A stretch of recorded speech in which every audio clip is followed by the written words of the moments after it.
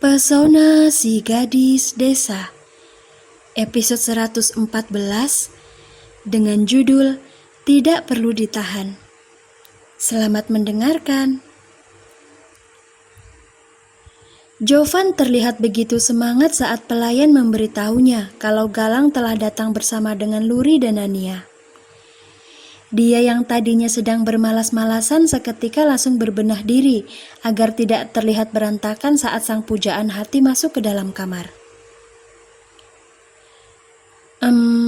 Baiknya aku bersikap seperti apa ya saat Nania masuk kemari? Pura-pura masih sakit atau bersikap seperti hari biasa?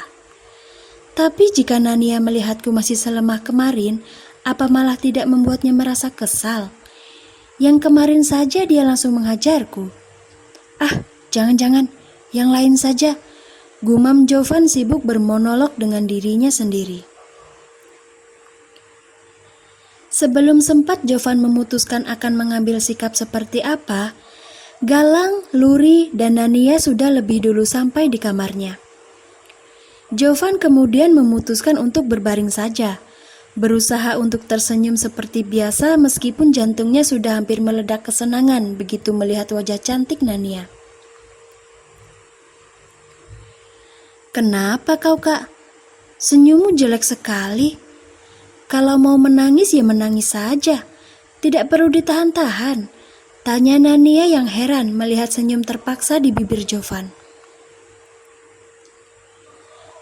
"Nania, jangan begitu. Jovan baru saja pulang dari rumah sakit. Mungkin tubuhnya masih lemah. Jadi wajar saja kalau dia bersikap seperti itu," bisik Luri yang langsung memperingatkan sang adik agar tidak sembarangan bicara. Dia takut kalau Nania akan kembali menyerang Jovan seperti saat menjenguknya di rumah sakit waktu itu. "Lemah apanya? Dia masuk rumah sakit kan karena kebodohannya sendiri, Kak. Kakak tidak perlu membelanya. Orang-orang yang mempunyai pemikiran dangkal seperti Kak Jovan memang harus diperlakukan dengan kejam agar dia sadar kalau apa yang dia lakukan waktu itu sangat amat menjijikan. Hanya para pengecut saja yang biasanya melakukan hal serendah itu, dan Kak Jovan adalah salah satu dari mereka," sahut Nania cetus. Dia bahkan sengaja berbicara dengan suara yang cukup keras agar Galang dan Jovan bisa mendengar semua yang dia katakan. Merasa tersindir, Jovan menjadi kikuk sendiri dibuat Nania. Memang benar kalau dia adalah seorang pengecut karena tidak berani menghadapi kenyataan yang terjadi di keluarganya. Galang yang melihat raut sedih di wajah temannya pun segera datang mendekat. Dia duduk di tepi ranjang, kemudian menepuk bahu Jovan pelan. "Ini adalah awal perjuanganmu untuk menguatkan mental, Jo. Jangan menyerah. Anggap ucapan Nania sebagai cambuk yang bisa membuatmu jadi lebih baik lagi untuk kedepannya," ucap Galang bijak. "Aku tidak selemah itu kalah pada racun yang disebar mulut Nania, Lang. Memang benar kok apa yang dia katakan barusan. Aku pengecut," sahut Jovan tanpa beban. Setelah itu dia melihat ke arah Luri dan Nania yang tengah menatapnya. "Luri, kau beruntung mempunyai adik seperti Nania. Berkatnya sekarang otakku bisa kembali normal seperti dulu. Sepertinya mulai sekarang aku akan mulai berguru ilmu padanya."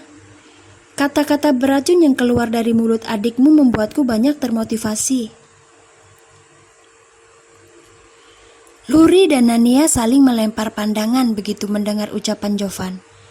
Setelah itu mereka berdua sama-sama tersenyum.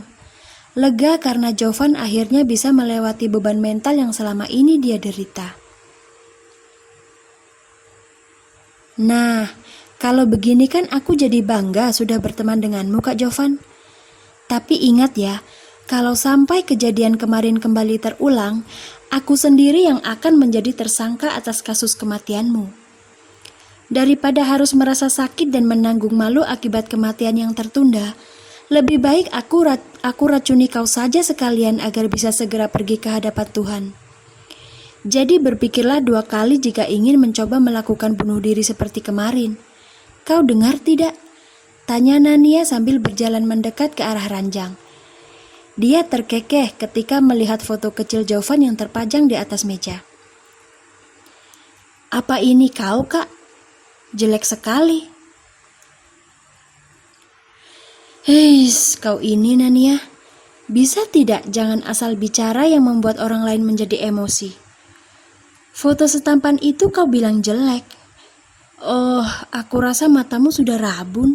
Protes Jovan tak terima foto kecilnya dianggap jelek. Mataku mana mungkin rabun, Kak. Kalau aku rabun, aku mana mungkin mau berteman denganmu dan Kak Galang. Bagaimana sih? Luri dan Galang hanya diam menyimak percakapan Jovan dan Nania.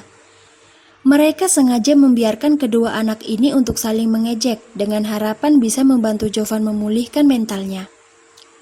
Tapi sayang, dari kedekatan yang sedang terjadi antara Jovan dengan Nania, ada orang lain yang tengah berharap lebih. Dialah Galang. Dia benar-benar sangat berharap kalau kedekatan Jovan dan Nania bisa membantunya untuk mendapatkan hatinya Luri. Galang sangat tidak tahu malu, bukan?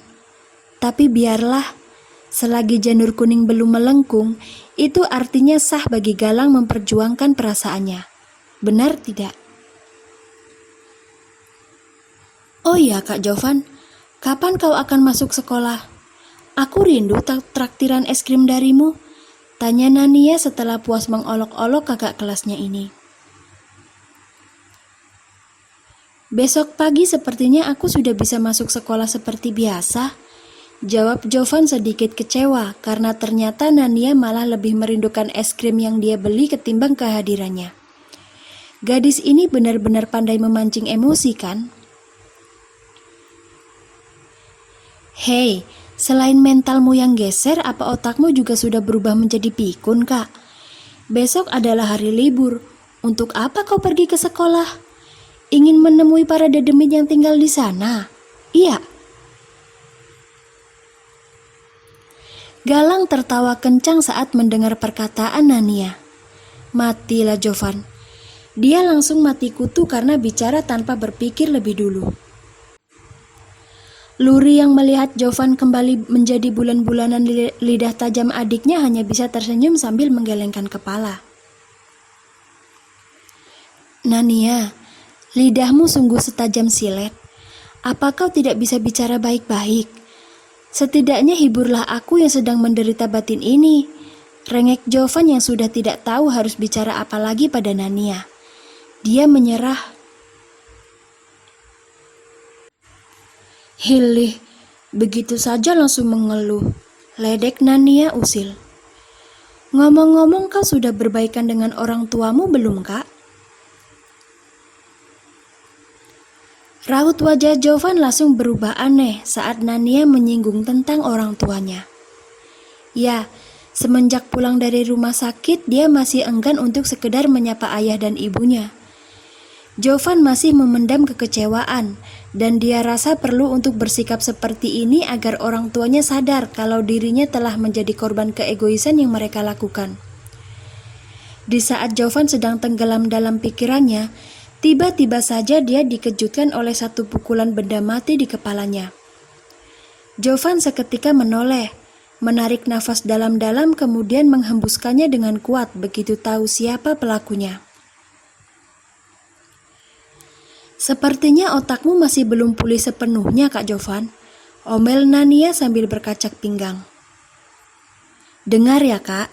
Sejahat-jahatnya orang tua pada anaknya, kita harus tetap menghormati dan menghargai mereka. Karena apa? Karena mereka adalah sumber kebahagiaan kita. Ayah dan ibumu mungkin telah melakukan kesalahan yang fatal, tapi kan mereka sudah menyesal. Bukankah mereka juga telah mencabut gugatan cerai dari pengadilan? Lalu apalagi masalahnya? Hah? Luri segera menenangkan Nania yang kembali naik pitam atas respon yang ditunjukkan Jovan terhadap orang tuanya. Nania, biarkan Jovan berdamai dengan hatinya dulu ya. Kita tidak boleh memaksa, ucap Luri lembut. Kakakmu benar, Nania. Boleh jika ingin memberi saran. Yang tidak boleh itu memaksakan kehendak. Kau harus paham, Nania, kalau Jovan lah yang merasakan, bukan kita.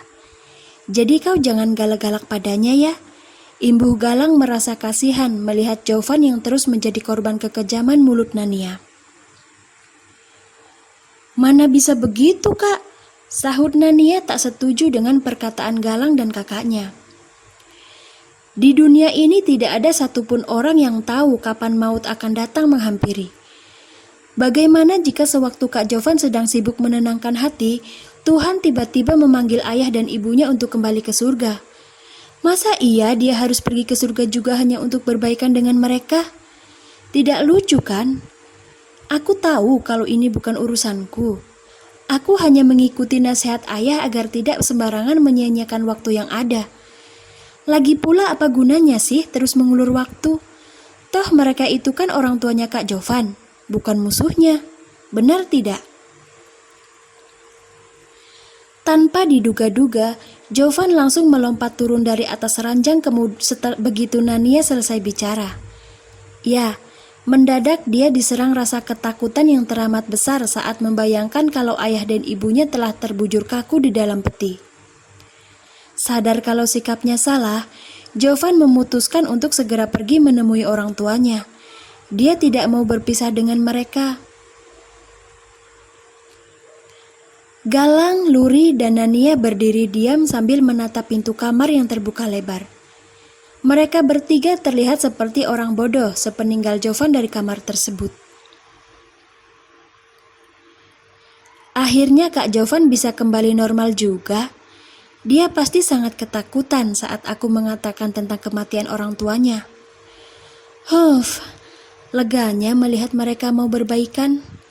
Yeay, ucap Nania kegirangan kemudian merebahkan diri di atas ranjang. Dia merasa sangat puas dengan usahanya dalam mempermainkan emosi Jovan. Nania, kau yakin Jovan bukan pergi untuk meloncat dari atas loteng rumah ini? Tanya Galang khawatir. Tidak yakin sih, tapi kalau dia berani melakukannya, maka aku akan mematahkan kakinya setelah dia mendarat di tanah. Tenang saja Kak Galang, aku tidak akan membiarkan Kak Jovan hidup normal lagi jika dia masih berani melakukan tindakan bodoh. Haha. Galang dan Luri sama-sama menelan ludah melihat senyum jahat di bibir Nania. Penasaran dengan apa yang dilakukan Jovan di luar kamar, mereka memutuskan untuk menyusulnya keluar. Cih, dasar ngeyel. Sekarang Kak Jovan pasti sedang menangis di pelukan orang tuanya. Kenapa tidak percaya kata-kataku sih kalian berdua? Gerutu Nania.